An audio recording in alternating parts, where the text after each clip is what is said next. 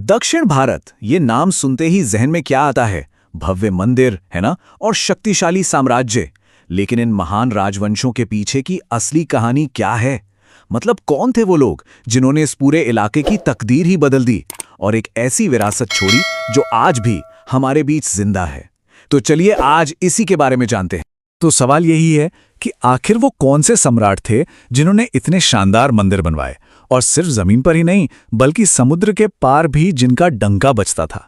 बस यही सवाल हमें सीधे उनकी दुनिया में ले जाता है। तो चलिए बिना देर किए शुरू करते हैं।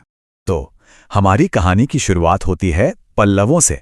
देखिए, ये सिर्फ राजा महाराजा नहीं थे, ये तो दूर की सोचने वाले, एक तरह से कहें तो विजनरीज थे।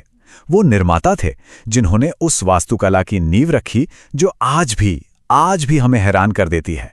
तो पल्लव राजवंश की स्थापना की थी सिंह विष्णु ने, और उन्होंने अपनी राजधानी बनाया कांची को। जी हां, वही कांचीपुरम जिसे आज हम सब जानते हैं। और देखते ही देखते ये जगह सिर्फ राजधानी नहीं रही, बल्कि पढ़ाई लिखाई और संस्कृति का एक बहुत बड़ा सेंटर बन गई। यहीं से उनके शानदार राज की शुरुआत हुई। तो देखिए, सिंह विष्णु ने तो डायनेस्टी की नींव डाल दी। फिर आए महेंद्र वर्मन प्रथम, जो कला के बहुत बड़े शौकीन थे। उनके बाद उनके बेटे नरसिंह वर्मन प्रथम ने साम्राज्य को, कहना चाहिए कि काफी दूर तक फैलाया। और फिर नंदी वर्मन द्वितीय, जिनके लंबे शासनकाल ने पल्लवों को एक जबरदस्त स्थिरता दी। अगर पल्लवों के सबसे बड़े कंट्रीब्यूशन की बात करें ना, तो वो है उनकी वास्तुकला, कमाल की। जरा सोचिए, मामल्लपुरम में एक ही बड़ी सी चट्टान को तराशकर ये रथ मंदिर बना दिए गए। मतलब कोई ईंट नहीं, कोई जोड़ नहीं, पूरा का पूरा एक ही पत्थर से। नरसिंह वर्मन प्रथम के बनवाए ये मंदिर सही मायनों में द्रविड़ वास्तुकला के शुरुआती और सबसे बेहतरीन नमूनों में से एक हैं। अच्छा, पल्लवों के बाद दक्कन के पठार पर माहौल थोड़ा बदल गया। अब सत्ता के लिए एक नया संघर्ष शुरू हो गया था, और इस संघर्ष के बीचों बीच थीं दो जबरदस्त ताकतें जो एक दूसरे से भिड़ रही थीं। एक तरफ राष्ट्रकूट और दूसरी तरफ चालुक्य। तो कहानी में एंट्री होती है राष्ट्रकूटों की, और इनका उदय हुआ चालुक्यों को हराकर। इस राजवंश की स्थापना की थी दंती दुर्ग ने 752 एडी में, और इनकी राजधानी थी मान्यखेत। और हाँ, राष्ट्रकूटों की वास्तुकला का सबसे बड़ा, सबसे शानदार नमूना वो है एलोरा का कैलाश मंदिर। ये कोई आम मंदिर नहीं है। इस पूरी की पूरी विशाल संरचना को सिर्फ एक चट्टान को काटकर बनाया गया है, और इसे बनवाया था राष्ट्रकूट शासक कृष्ण प्रथम ने। कमाल है ना? लेकिन एक मिनट, राष्ट्रकूट सिर्फ कला के पुजारी नहीं थे, वो बहुत ताकतवर योद्धा भी थे। जैसे कि उनके एक शासक थे ध्रुव। उन्होंने उत्तर भारत में कन्नौज पर कब्जे के लिए एक बड़ी लड़ाई लड़ी, और उस जमाने के दो बड़े राजाओं, प्रतिहार राजा वत्सराज और पाल राजा धर्मपाल, दोनों को हरा दिया। तो राष्ट्रकूटों के सबसे बड़े दुश्मन कौन थे? चालुक्य। इनकी भी दो मेन ब्रांचेस थीं। एक वातापी के चालुक्य, जिनके सबसे मशहूर राजा थे पुलकेशिन द्वितीय, और दूसरे कल्याणी के चालुक्य, जो बाद में पावर में आए। और सच पूछिए तो इन दोनों की दुश्मनी ने सदियों तक दक्कन की पूरी राजनीति को शिकल दिया। तो चलिए अब कहानी के अगले और शायद सबसे शानदार अध्याय की तरफ बढ़ते हैं। अब एंट्री होती है चोल राजवंश की, जो बहुत जल्द ही दक्षिण भारत की सबसे बड़ी ताकत बनने वाले थे। और इस महान चोल साम्राज्य की नींव किसने रखी? विजयले ने। कमाल की बात यह है कि उन्होंने शुरुआत पल्लवों के अंडर एक छोटे से स्थानीय शासक के तौर पर की थी, लेकिन धीरे धीरे अपनी ताकत बढ़ाई, तंजावुर को अपनी राजधानी बनाया, और फिर एक बहुत बड़े साम्राज्य की नींव डाली। अब सवाल उठता है कि चोल इतने सफल कैसे हुए? इसका एक बड़ा राज था उनका एडमिनिस्ट्रेशन। मतलब गजब का ऑर्गेनाइज था। पूरे साम्राज्य को पहले प्रांतों यानी मंडलम में बांटा गया, फिर मंडलम को जिलों में, और जिलों को गांवों के ग्रुप में। इतने अच्छे से सब कुछ व्यवस्थित था कि इतने बड़े इलाके पर राज करना बहुत आसान हो गया था।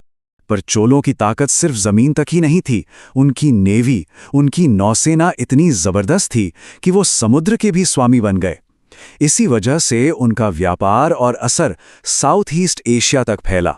और हाँ, उनकी कांस्य की मूर्तियां, खास तौर पर नटराज की वो मशहूर मूर्ति, उसे तो आज पूरी दुनिया जानती है। देखिए, चोलों की बात तो हो गई, पर उनके अलावा भी कई और ताकतवर राजवंश थे जिन्होंने दक्षिण भारत के इतिहास पर अपनी छाप छोड़ी। तो चलिए जरा जल्दी से इन पर भी एक नजर डाल लेते हैं। तो सबसे पहले हैं यादव वंश। इसकी स्थापना की भिल्लम पंचम ने और इनकी राजधानी थी देवगिरी। ये शहर बाद में एक बहुत ही जरूरी स्ट्रेटेजिक सेंटर बना। फिर आते हैं होयसल वंश। इसे स्थापित किया था विष्णुवर्धन ने, और ये लोग अपनी बेहद डिटेल्ड और कॉम्प्लेक्स टेम्पल आर्किटेक्चर के लिए जाने जाते हैं। इनकी राजधानी थी द्वार समुद्र। अगला है काकतीय वंश। इसकी स्थापना तो बीटा प्रथम ने की थी, लेकिन इसकी सबसे मशहूर शासक थीं रानी रुद्रमा देवी। वो भारत की सबसे ताकतवर महिला शासकों में से एक मानी जाती हैं, जिन्होंने बड़ी हिम्मत और काबिलियत से राज किया। और इस लिस्ट में आखिरी हैं कदम्ब वंश, जिसके संस्थापक थे मयूर शर्मन। राजधानी थी वनवासी। ये भी अपने इलाके में एक बड़ी ताकत थे। तो आप देख रहे हैं, इन सब ने मिलकर दक्षिण भारत के कल्चर को कितना रिच बनाया।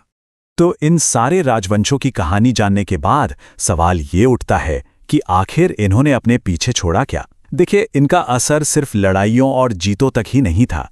इन्होंने एक बहुत गहरी और लास्टिंग लेगेसी छोड़ी है, जो आज भी हमारे आसपास मौजूद है। तो क्या क्या है इस विरासत में?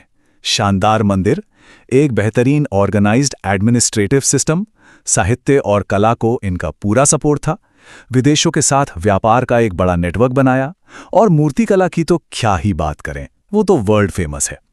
ये विरासत सिर्फ म्यूजियम में बंद नहीं है, ये आज भी जिंदा है। तो आखिर में यही समझना जरूरी है कि इन साम्राज्यों की कहानी सिर्फ सत्ता के लिए लड़ाई झगड़े की नहीं है, बल्कि ये एक ऐसी संस्कृति को बनाने की कहानी है जिसका असर सदियों बाद आज भी हम महसूस कर सकते हैं।